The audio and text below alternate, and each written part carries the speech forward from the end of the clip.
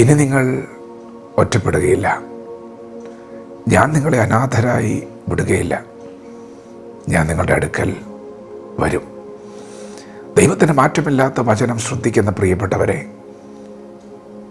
ഇനി നിങ്ങൾ ഒറ്റപ്പെടുകയില്ല.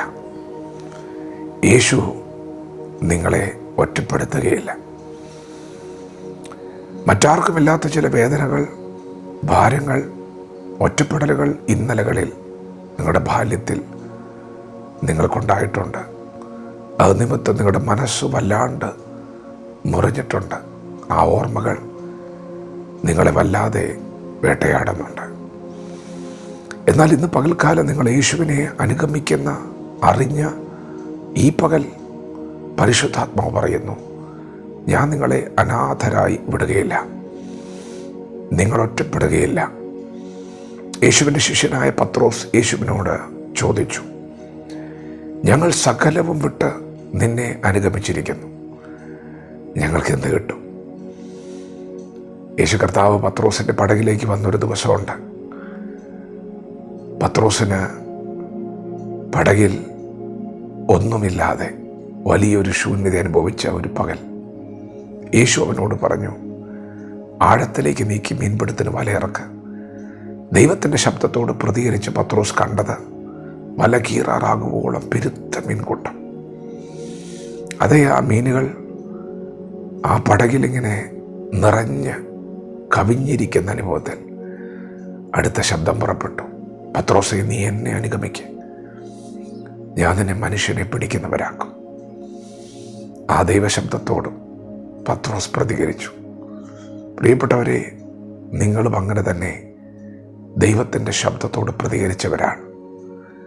പത്രോസ് പടകും വലയും വിട്ടു. തൻ്റെ പടകിലെ നിറവും വിട്ടുകളഞ്ഞു. തൻ്റെ ഭവനത്തെ വിട്ടു, എല്ലാം വിട്ടു.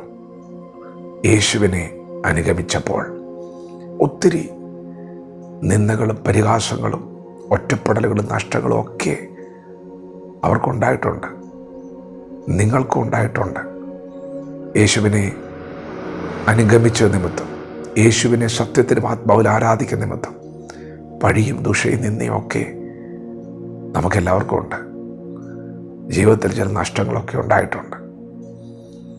പത്രോസ് ചോദിച്ചു, ഞങ്ങൾ സകലവും വിട്ട് നിന്നെ അനുഗമിച്ചു, ഞങ്ങൾക്ക് എന്ത് കിട്ടും? യേശു പത്രോസിനോട് പറഞ്ഞു, എൻ്റെ നിമിത്തം, സുവിശേഷ നിമിത്തം നിങ്ങൾ സഹോദരന്മാരെയോ സഹോദരിമാരെയോ അപ്പനെയോ അമ്മയോ മക്കളെയോ നിലങ്ങളെയോ ഒക്കെ വിട്ടിട്ടുണ്ടെങ്കിൽ നിങ്ങൾക്ക് ഈ ഭൂമിയിൽ 100 മടങ്ങ് സഹോദരന്മാരെ, വീടുകളെ, സഹോദരിമാരെ, അമ്മയപ്പന്മാരെ, നിലങ്ങളെ ഞാൻ തരും. ഈ ലോകത്തിൽ കഷ്ടമുണ്ട്, ഉപദ്രവങ്ങളിലൂടെയൊക്കെ നിങ്ങൾ കടന്നു പോകേണ്ടി വരും. എങ്കിലും നിങ്ങൾ ധൈര്യപ്പെട്ടോ, ഞാൻ നിങ്ങളോട് കൂടെയുണ്ട്. പക്ഷേ നിങ്ങൾക്ക് ഞാൻ 100 മടങ്ങ് വീടുകളെ തരും. നിങ്ങൾക്ക് സഹോദരന്മാരെ, സഹോദരിമാരെ, അപ്പന്മാരെ, അമ്മമാരെ ഒക്കെ ഞാൻ തരും. പ്രിയപ്പെട്ടവരെ, വിശ്വസിക്കുക, ഇന്നലകളിൽ നിങ്ങൾക്ക് ഒറ്റപ്പെടലുകൾ ഉണ്ടായിട്ടുണ്ട്.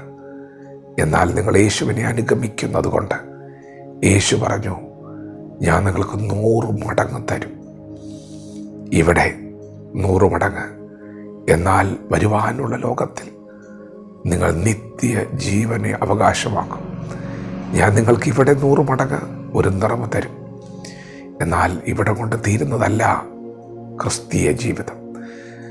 മരണത്തിനപ്പുറം നിങ്ങൾക്ക് നിത്യജീവൻ ഞാൻ തരും.